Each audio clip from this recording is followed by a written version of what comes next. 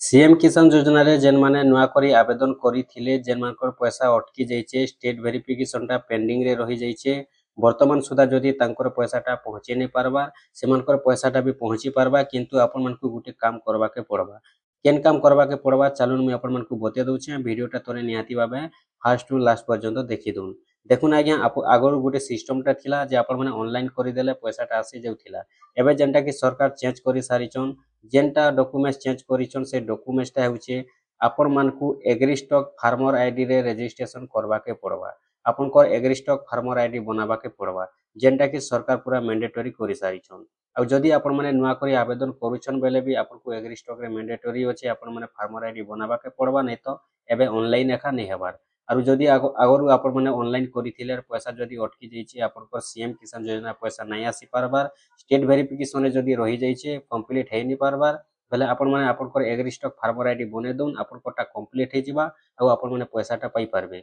जदि आपण माने एग्रीस्टॉक फार्मर आईडी रे रजिस्ट्रेशन नै करूछन आपनकर पैसा नै आसे सेंता ही आपनकर रजिस्ट्रेशनटा